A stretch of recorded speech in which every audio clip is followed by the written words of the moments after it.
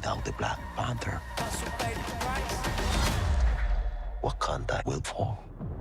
I'm from Fandom. I've got some questions from the fans of the Marvel Cinematic Universe wiki at Fandom. Uh-oh. For you. Yeah. First off, Marvelous asks, how did you decide to add Namor to the story? And how did you guys decide to sort of change it up and make him related to Mayan culture? Namor is the character who just pops off the page. It's like arguably the oldest Marvel character, one of the oldest comic book characters. It just has a fascinating backstory. There's some deep similarities between the cultures of and the histories of indigenous peoples from this part of the world and indigenous people from the continent. So we realized quickly that it made the most sense to look there for inspiration. We want this film to be able to exist in the world with all of the other representations of that concept that are out there. Like I love Aquaman, for instance, you know what I mean? And you got Disney's Atlantis cartoon that came out when I was younger. Mm-hmm. And a lot of, explorations on this idea.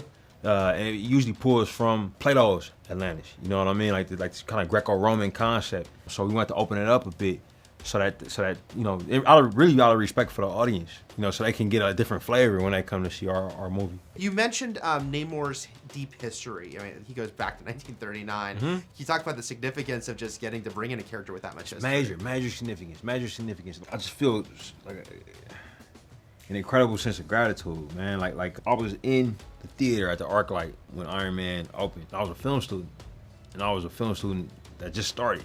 And the idea that Kevin and Lou and Victoria would trust me with bringing Namor to life cinematically is just mind-boggling. It's not lost on me one bit.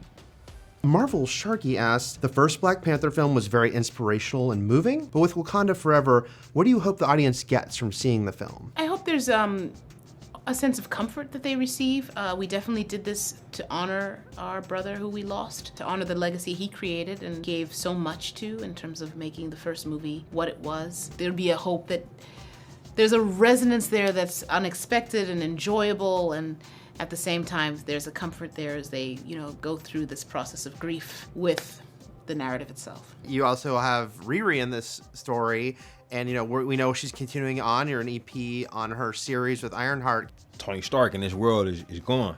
And in the comics, Riri was an awesome character that was kind of came up in publishing in terms of taking up that Iron Man mantle.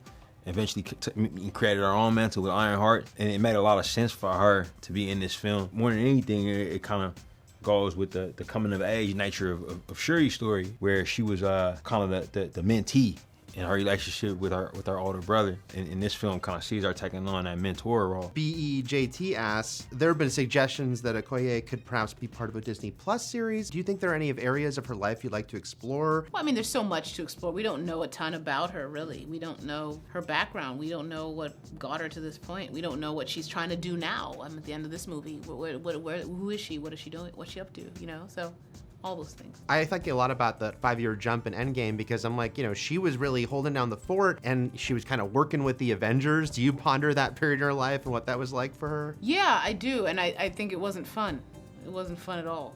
But she had to, there was no way she wasn't going to do all she could to keep stability during this time. There's a lot of questions about, honoring Chadwick, which this movie does so lovely job of. It's such an important part of the movie. And Anthony G1777 asks, what was your favorite thing about working with Chadwick? Working with Chadwick changed my life. He impacted my personal life beyond measure, man. Like the way I see myself, the way I see the world. He taught me a lot of things, even in his death.